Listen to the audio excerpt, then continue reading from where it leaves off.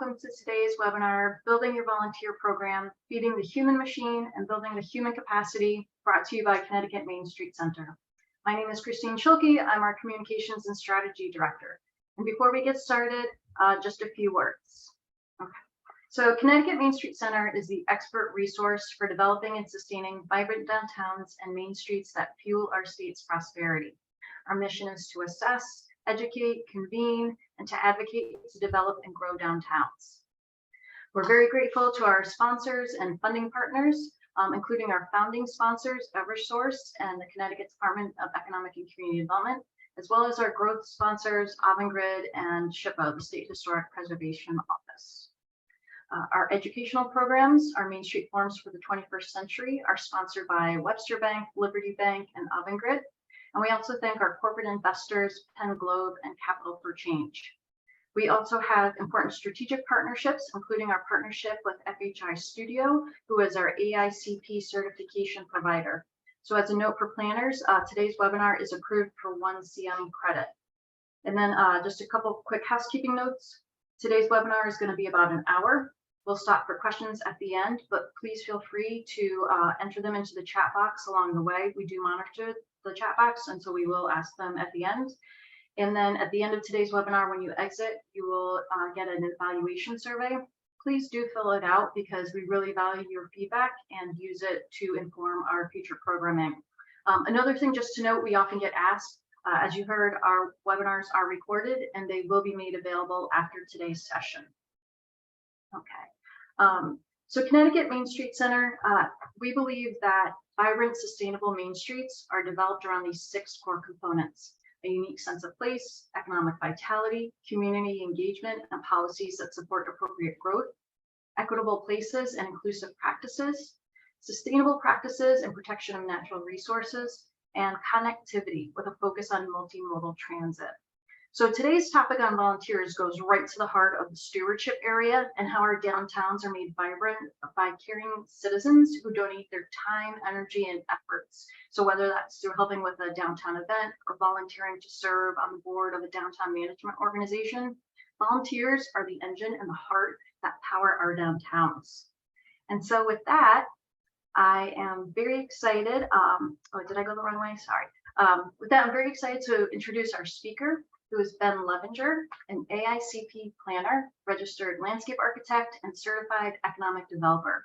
He's the president of Downtown Redevelopment Services, LLC, a planning firm specializing in assisting communities through comprehensive downtown planning. He's worked in over 30 states and consults with federal agencies on economic development best practices. And so with that, I'm going to stop sharing and turn it over to Ben. So welcome, Ben. Great, thanks for having me. I'm going to go ahead and share the content, so bear with me 1 second.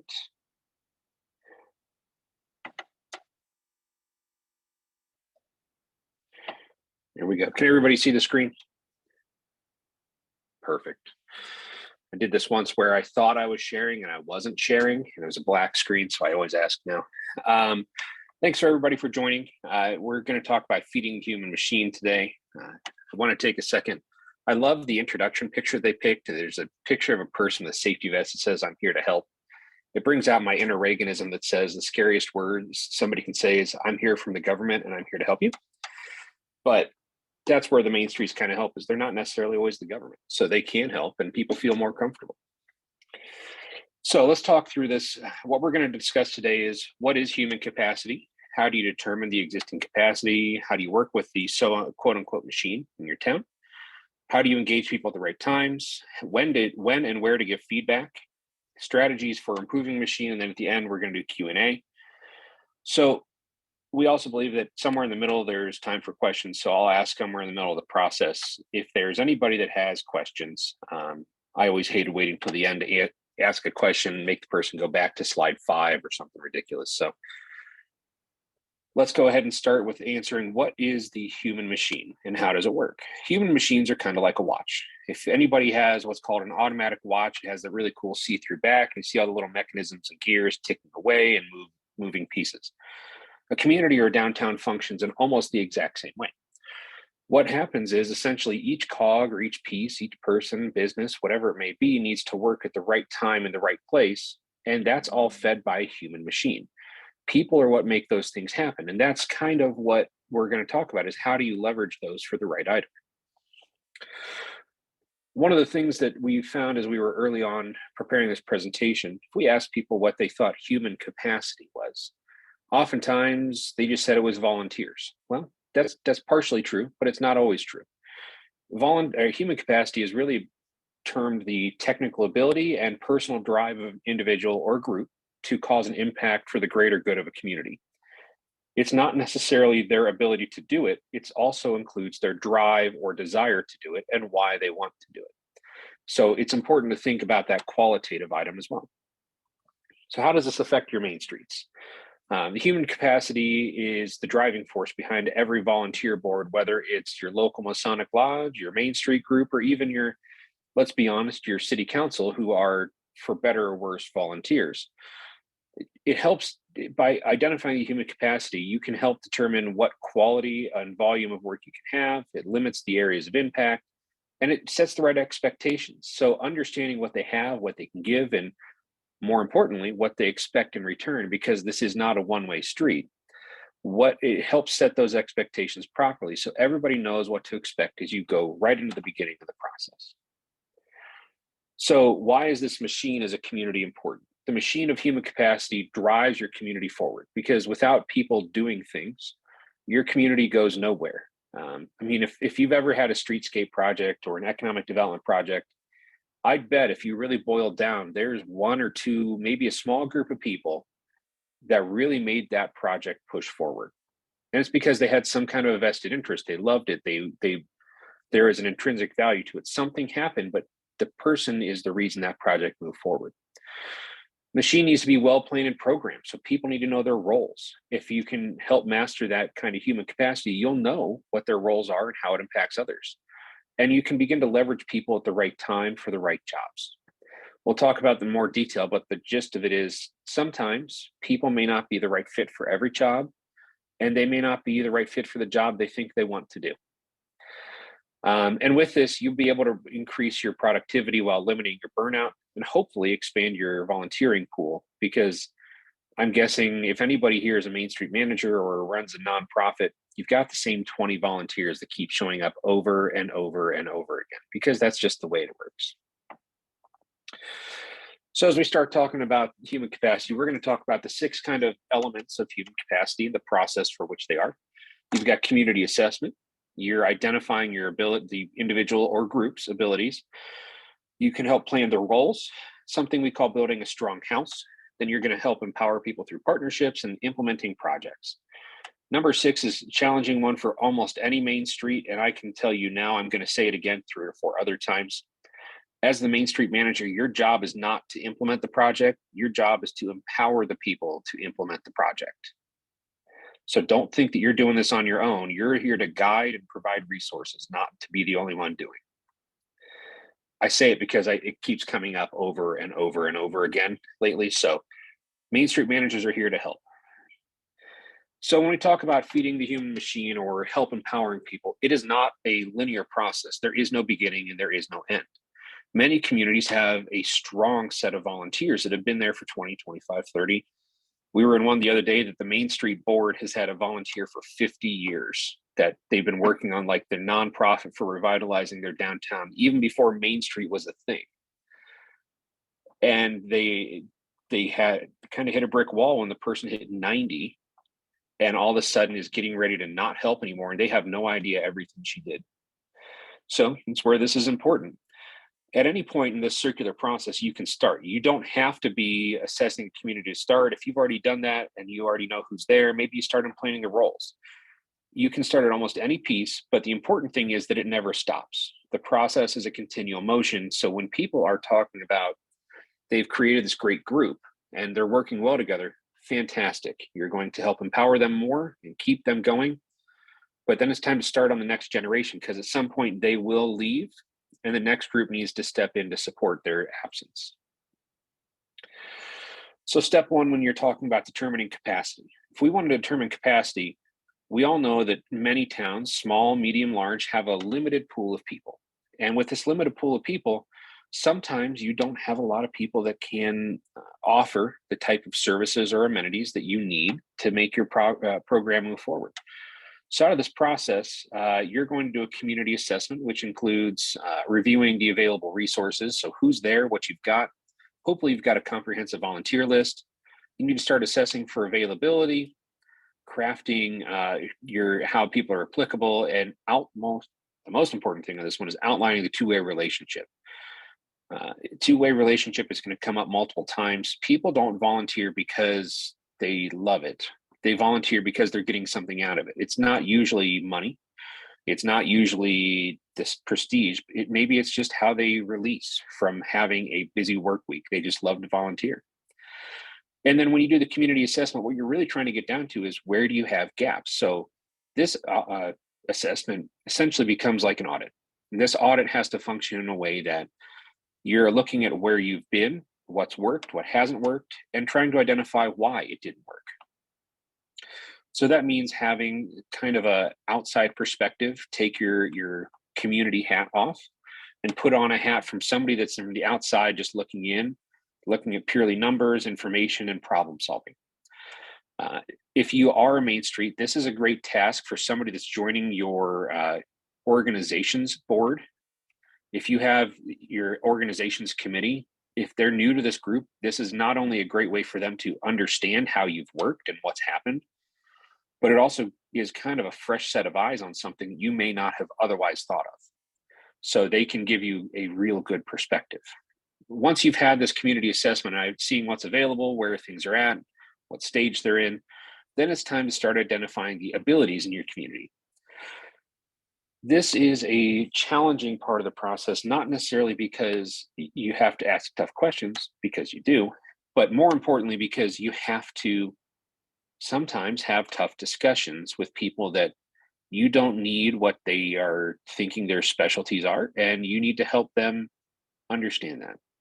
Through this, you also have to determine what the times and desires are for people, because they're two different groups of people. So in my hometown, the Main Street Board has two solid groups of individuals. Ones that have school-age kids where they can volunteer between 9 and 2:30 almost any day of the week. And then they have everybody else. The unfortunate side is, before we went through this process with them to help determine it, they didn't really piece out those two groups of people. They were a little upset with the volunteers that really were only available daytime, that they also couldn't help at nighttime.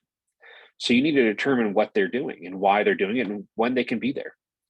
You need to have the discussion about who these people are and what their goals or their benefits they expect to achieve. You need to outline the relationships, and more importantly, identify the clusters of people. We'll talk about that a little more later down the process. So step 2, when you're working with your community machine, it's important to understand that not everybody's going to be happy. There's almost always going to be somebody that's angry with you in the process, and you can't worry about it. So if somebody's angry, it's fine. As we lovingly say when we start talking about community vision, compromise is when everybody leaves the room just slightly angry. So having that discussion with the community, if they're happy 90% of the time, you did a fantastic job. So don't feel that you have to make everybody happy. So when you work with your community machine, sometimes this process is really about planning the roles. So how do people identify as to where they need to be part of this process? Have they come to you and said, I want to volunteer for a specific role? Have they said, where do you need help? And you need to help outline where they fit into your process. So you have desired roles and specialties. What's important to remember is, sometimes I'm going to take a doctor, for instance. If a doctor comes to you as your Main Street Board and wants to volunteer, there's a high likelihood that they don't want to do something that involves medicine or anything like that. They want to do something that is radically different than their day jobs. So that's where you need to help and kind of plan their roles. What do they want out of it? Because that's what you're going to have to help give them. You need to work with people to help dictate timing of roles for individuals. So let them know when they're needed, who has the job before them and who's going to pass it to them, and who they need to pass the job to when they're done. Because expecting a volunteer to run a whole project from beginning to end is unlikely. You need to prepare those seamless transition and phases for those individuals. So It's very clear up front. You tell people, we need your RFP that you're going to write by the middle of March, and you're going to hand it off to Bob, who's going to proof it, who will hand it off to Sue, who's going to publish it in the newspaper, whatever it is. But you need to have that seamless transition, because it's similar to business sales. Business to business sales function on a warm transfer. If there's a warm transfer, they're more than 50% more likely to get a sale than they are to just cold call somebody. When you're planning the roles, it's also important to document who the necessary partners are together. And then you can create a volunteer matrix. So once you've identified their specialties, their strengths, and more importantly, what they don't want to do is an absolute no, then you can start to program where they're going to fit into the process. So when you build a strong house, as we call it, this is creating core groups or families that are going to work together on a project.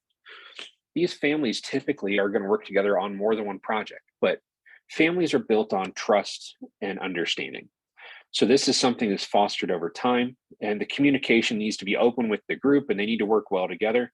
And they may not in the beginning, but they will help build capacity together. They'll build trust while they're making progress together. So if you're looking at the machine, sometimes it's, and just as with everything else in a watch, as we alluded to at the beginning, there's little cogs and there's big cogs. The big cogs are kind of these houses of the core groups that are going to work together. And these little cogs are the one-offs that are going to do their own thing that are still important to making the machine work. But maybe at some point, they'll also be part of the overall process.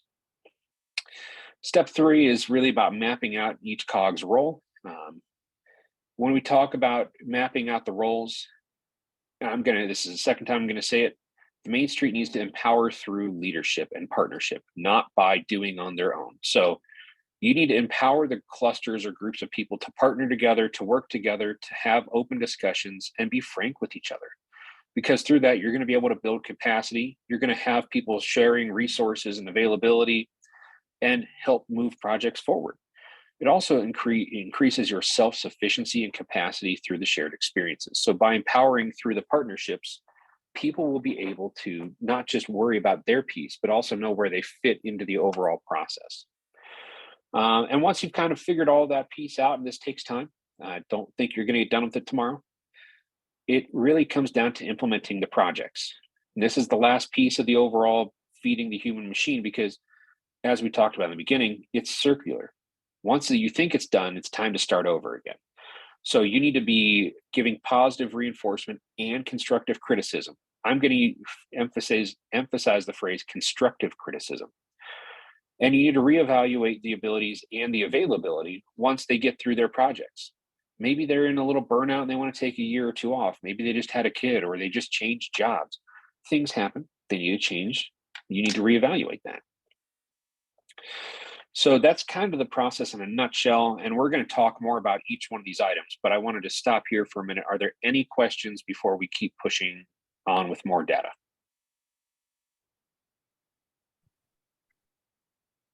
We haven't gotten any yet. I don't know if it's just me, but your camera seems to have turned off. I don't know if that was on purpose. My camera or the slides? No, your camera, just you. We can hear you fine and see the slides fine. I'm less worried about that than the slides. Yeah.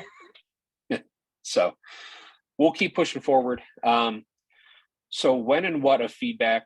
So when we talk about giving feedback, it's often challenging and tenuous.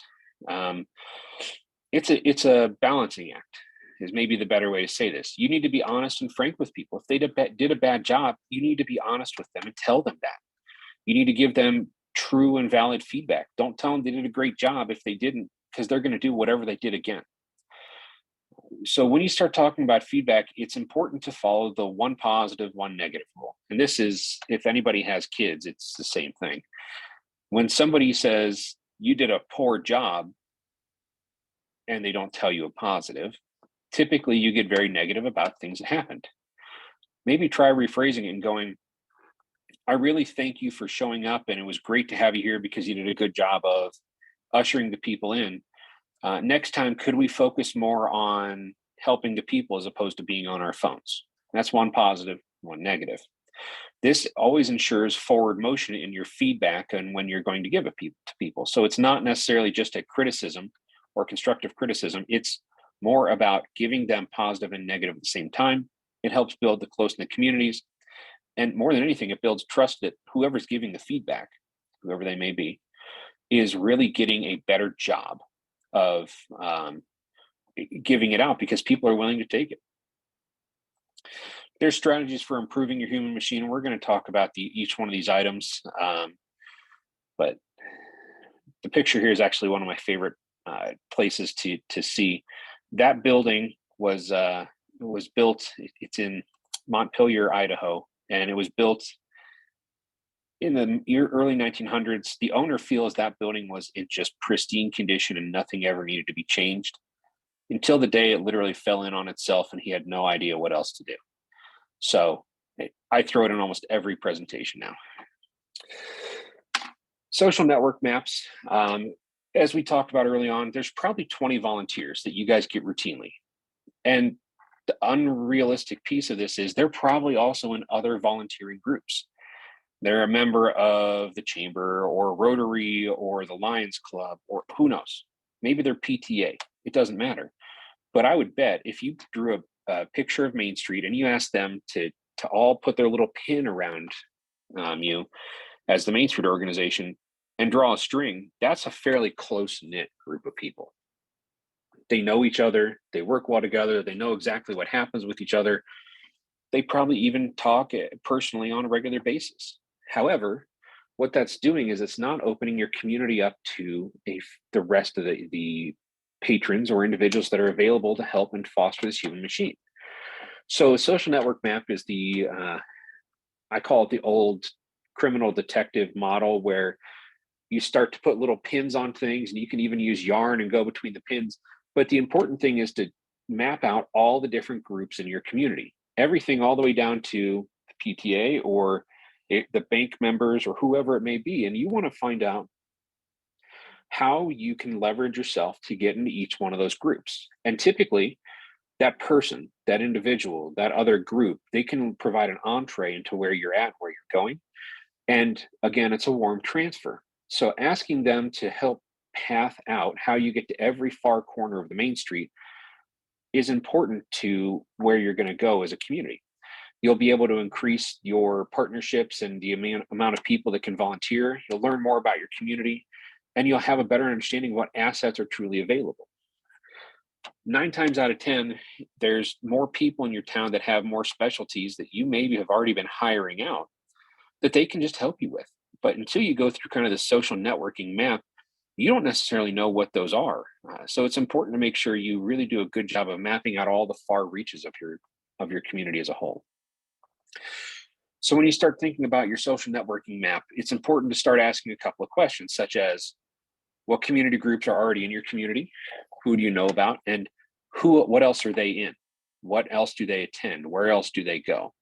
What demographics are you capturing, and what do you want to capture? So if you start looking at your demographics and you realize that 80% of your patrons are retirees, then you need to start talking to the younger generations. Through this, you can also figure out what the communication method is. Believe it or not, the old school phone tree is still one of the best ways to get out to your Main Street communities, or even about anything in your community. If you're in a small town, it's also important to understand that the rumor mill is going to be a lot faster than the fact mill. So having a clear and concise message while you're doing the social networking map is very important. And then you'll be able to try and track down where they share values and what's most prevalent between these groups of people. As you start to identify people in this community network analysis, the next piece is to identify specialties and interests. This is where typically you're going to identify individuals in what they do, why they want to help, why they would be part of your volunteerism group. And then you're going to try to find out what is rewarding to them about this opportunity. You can locate similarly minded individuals so they can work together. You can understand where they're comfortable, where they're not comfortable, because I promise the last thing you want to do is take an accountant who runs with numbers on a daily basis behind a desk and tell them they're going to go make a presentation in front of 200 people. They're not going to come back to volunteer again. And then you can help partner volunteers together for increased productivity. So once you've identified specialties and abilities, then you can start partnering these people together, as we talked about early on in the process. So this is where the tough discussion typically comes in. What do they love and what are they good at? Love and good at are typically two separate things. I'd love to be a park ranger. Would I be a good park ranger? No, I would not. I don't have the patience for people. But that's where the distinction comes in. So what's their profession? Is this what's motivating them to be here? Is it personal growth? Is it their goals? Do they just want something different than their daily life? And what drives them to be part of the community? So these are questions that you can ask as you're going through the process and find out, why are you here? What do you love and what are you good at? Because it's important to remember sometimes what they're good at is not why they're volunteering. Again, go back to that doctor's type of scenario. If you can identify why they want to be there and foster that kind of connection they have and give them what they're looking for in return, whether it's even a sense of fulfillment, they'll come back and keep volunteering because they're getting what they want out of the process. So the next piece is to determine your community's assessment of strengths or weaknesses. We'll call weaknesses. This is typically done by trying to help out people. Some main streets have done an online personality test, but essentially what you're trying to do is find out if people are introverts or extroverts.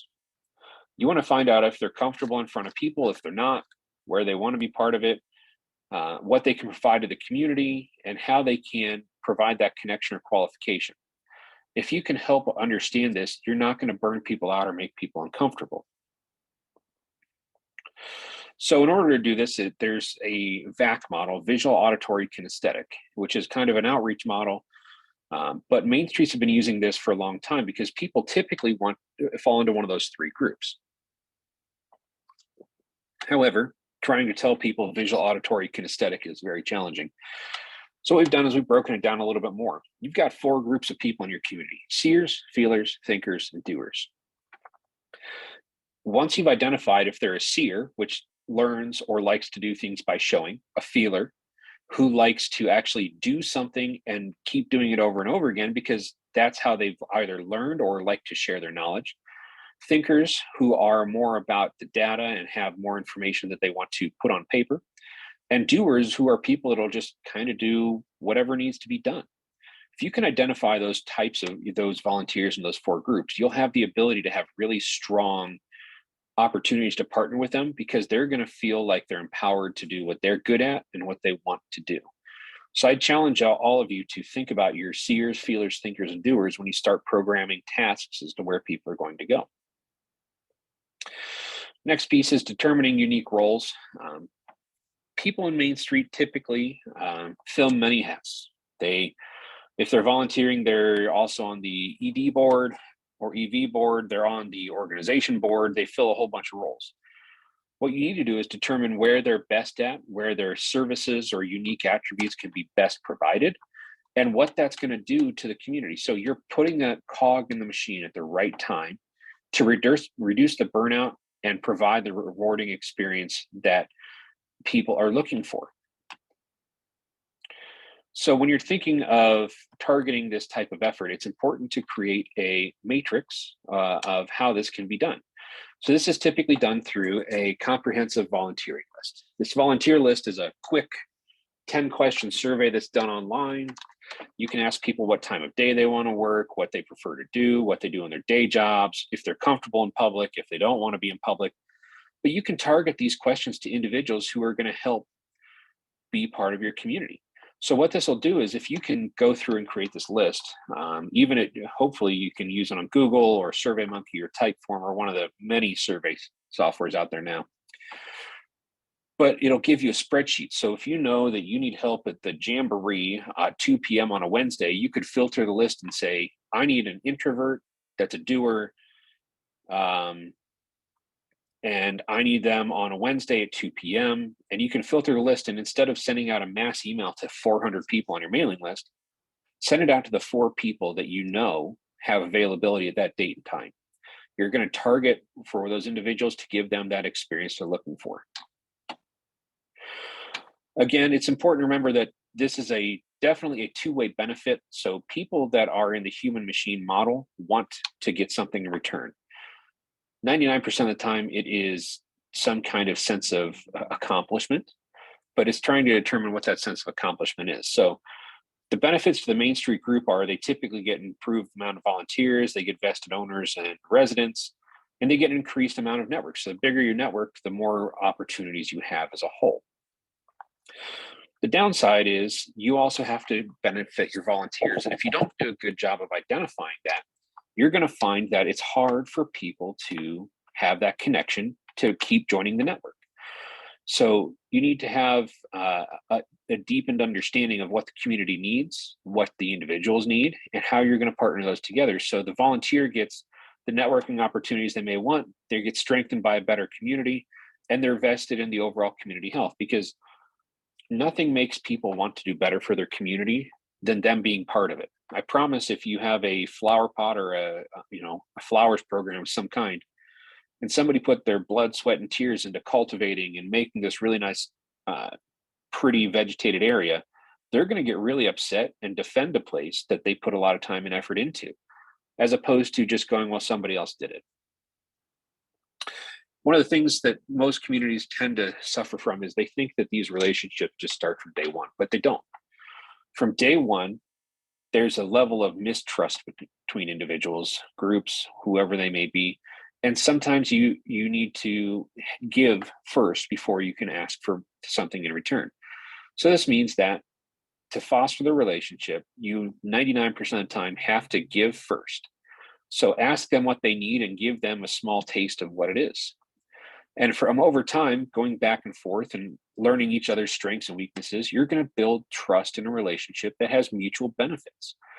But it all starts with creating a long-term relationship, all starts with having somebody that has to take that first leap of faith and give a little bit and help foster a communication or whatever it may be to have the volunteer feel that they're part of the process. And this is probably where it is, unfortunately, falls to the Main Street manager or director to be the first person to do such, because that person needs to take that first initial step and try and bridge that gap that currently exists. Feedback is a continuous process of praise, and we can talk about this more if people have desire to, but providing praise and feedback is critical to each individual, yet making blanket identifications are not sufficient for a Main Street manager to do. So I equate this out to the Christmas cards. If you get a Christmas card, it'll just say, Merry Christmas, you're not as interested. If it came with a handwritten note that was clearly tailored or written for you specifically, you're more apt to keep it on your fridge than you are to just throw it away.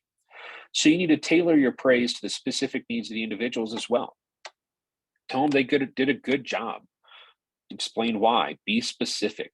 Explain how they have been impactful to the community. You need to have this be both positive and sometimes negative. As a frame of reference, negative is always better person to person. Don't get on Facebook or through text message, tell somebody they did a poor job. That's a person to person discussion that needs to happen, maybe outside of everybody else, as an individual between two people, and tell them that. And then as part of this process, you need to conduct anonymous assessments. This is typically done through surveys for events or whatever it may be, but the Main Street manager and the other volunteers can't be everywhere all the time. So having these kind of surveys from the public or the feedback from the public helps diversify the response and the continuous feedback that you're able to give to your patrons. Feedback is often considered nourishment for these individuals. And just as like all of us with our food, we don't like fake food, we like real food. So your feedback needs to be genuine and honest, and needs to be focused on what they are doing and give it to them directly. So when you nourish them with this kind of reinvigoration, it helps them build towards their craft and helps them be better at what they're doing. And if they're truly vested as a volunteer in your community, they'll thrive off of that. They'll listen to it and they'll take it to heart if it's presented to them in a way that's successful. Incremental steps. This is one of those things that most people, as we talked about, it takes a long time for a relationship, but people try to rush it. Don't rush through it. This may be something it takes 20 years to make happen. But if it's a good relationship, it'll happen over time at the pace it's supposed to happen. If it happens tomorrow, fantastic and good for you, but don't get upset when things don't happen immediately. Allow things to take their time and run their course, and you'll see that the incremental developments will pay dividends at the end. And finally, what you're trying to focus on here is creating personal development. Personal development is how does somebody gain from this, but it's also how do they work together? How do they create that house or that family, as we talked about? And how do they function as an individual unit that helps move projects forward? So as you think about the final piece of this process, it's not necessarily about what you're going to do for them or how you're going to improve them. It's about how you empower them and how you help create and empower an independent team. Your goal here is with feeding the human machine should be the watchmaker. I'll take it back to that watch analogy. You're the watchmaker piecing together all these different cogs, parts, and pieces that your job is to find the right place, the right time, and the right effort for that individual to want to be part of your team. So what are some benefits? I think we can all agree that you'll have reduced burnout and reduction in overwork. You'll have improved sense of ownership and accomplishment among people because essentially, let's be honest, we all want to get something out of our volunteerism. And then you'll have the ability to pass the burden from some tasks as your Main Street manager onto the staff or volunteers. Other than that, I kind of went through it quick because there's typically a lot of questions with this one about how you implement it or how things happen. So I wanted to run through that with you guys and make sure we answer any questions before we disembark. So any questions? So then we have one in the chat box, and we actually got a few when people registered, so we can go through those as well. So let's start with Kristen's, which is, do you have a recommendation on a type of assessment to use to sort people into those seers, doers, feelers? So it's typically done through questions, and the questions can be fairly simple or very elaborate. Are you comfortable speaking in public? Are you a hands-on person? Do you like to get dirty and do the actual work? Do you like to sit behind the desk and run numbers and have that type of interaction? Those are going to be telling, because if somebody says, I hate speaking in public, they're likely not a doer. If they say, I love to run spreadsheets and run the analytics, they're probably a thinker.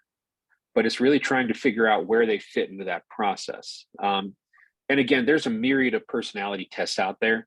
The only thing I would ever tell you is, if you want to run one of those, fantastic, but make sure it's one of the shorter ones. Some of these ones are 50 or 100 questions long, and they really nail it down to exactly the type of person you are, right? Well, they don't want to do that. So sometimes asking them a couple of questions on the survey and how they answered yes, no, or indifferent will tell you what you need to know about those things.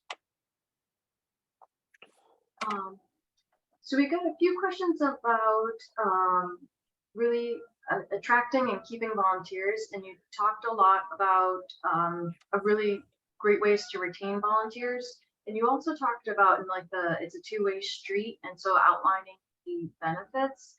Would you recommend that, like, kind of like marketing those benefits as you're seeking volunteers as one of the ways to attract new volunteers? I would not. So you want a volunteer to come to you honestly. You don't want them to come to you with the preconceived notion they're guaranteed to get a benefit, because what somebody gets as a benefit is not necessarily what is going to be important to everybody else. Those benefits, as we talked about through the entire process, are truly customized to one person. So there's not really something blanket wise to put out there. Unless you're saying, hey, we offer $50 for you to come do something. There's no blanket one to put out there. So it's really about that personal connection and how that happens, because everything, regardless of what the younger generation wants to tell us on a daily basis, person-to-person connection and person-to-person connection in your community is what's going to drive your program forward. Carl has asked, Hi, Ben. What are your thoughts on volunteer recognition, such as a Volunteer of the Year award or an annual appreciation event for volunteers, and maybe listing them in an annual report? I think that's absolutely fantastic. The only thing that you may want to do is, Carl, before you do that, is ask people if they want to be recognized, because there may be people that just don't want to be recognized. So if you plan on having, you know, Susan Smith be recognized as Volunteer of the Year, have a discussion with her ahead of time, because if you know if she's not a extrovert, don't ask her to come on stage and accept an award. You want to make this be something that is, again, comfortable with her, because you don't want to alienate that relationship. I can say I used to volunteer at the local hospital, and every year they did a big dinner, appreciation dinner for all of the volunteers. And it was always really nice. I did feel very appreciated, and it was also nice to see my fellow volunteers in a different, like non-work outlet where we could just Exactly. get together and chat. So I agree with you. I think those are great ideas. Someone asked, somehow I've taken on the role of coordinating volunteers, even though I myself am a volunteer.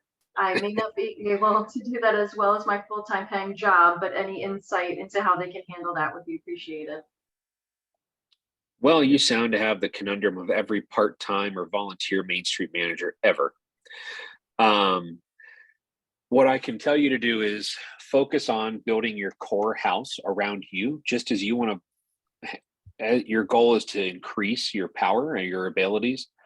You need to focus and think of yourself as that first volunteer.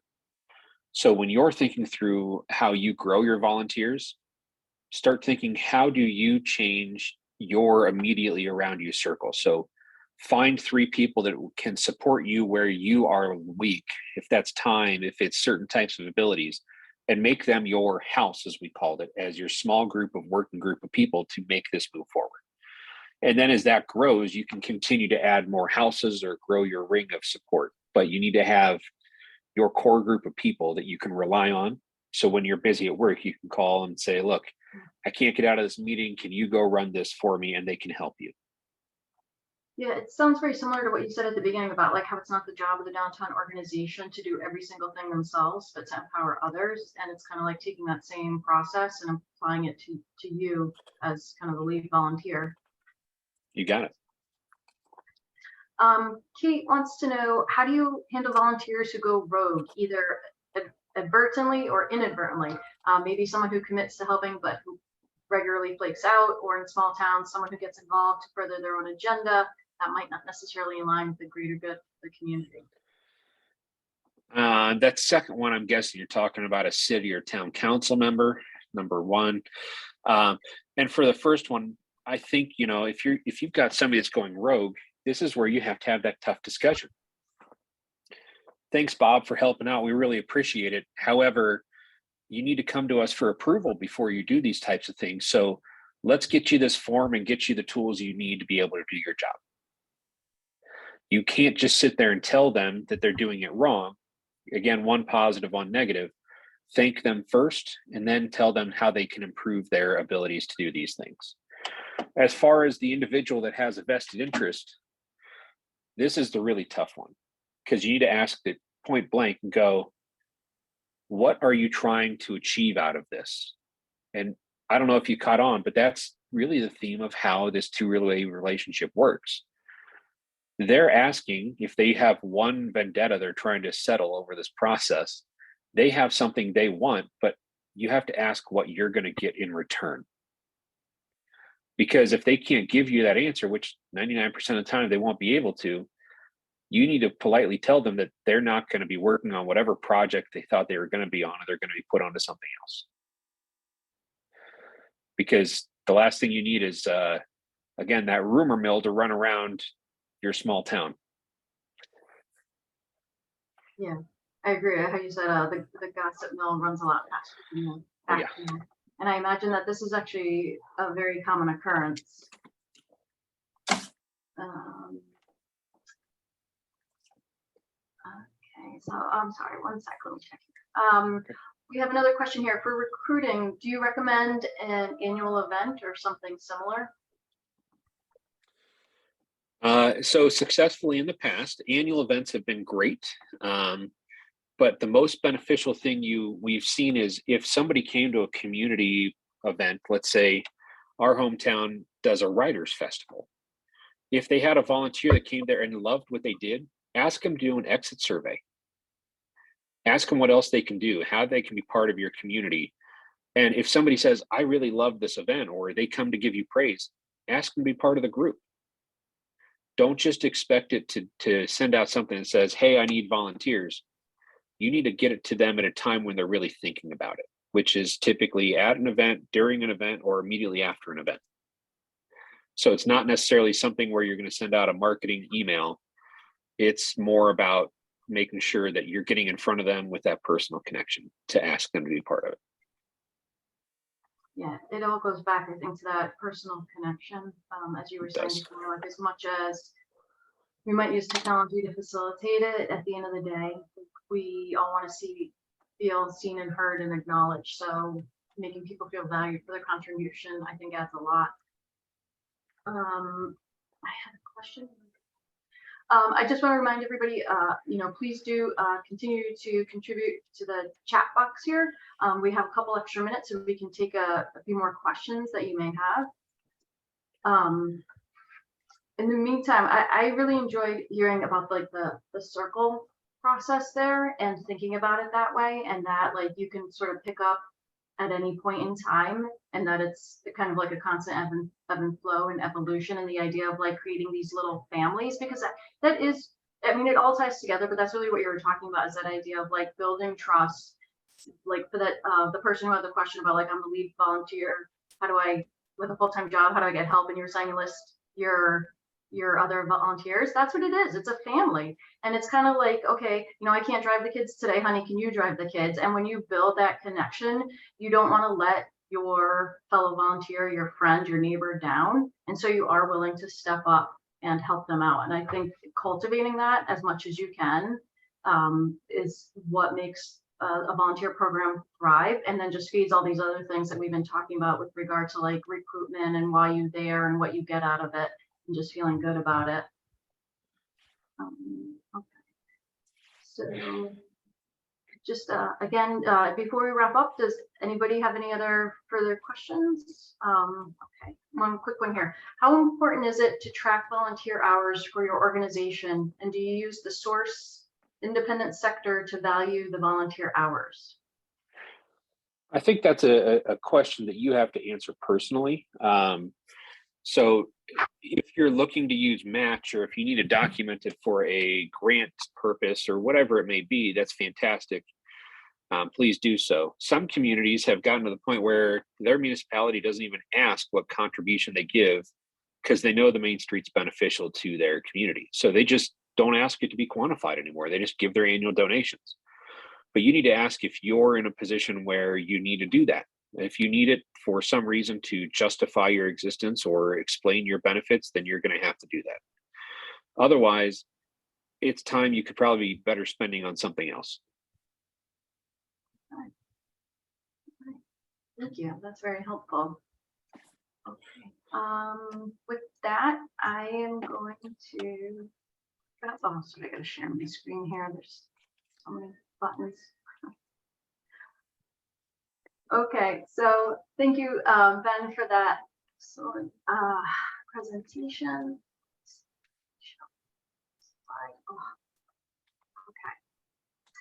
Okay, so thank you everyone for attending, for your great questions, Ben, for your insights on this topic.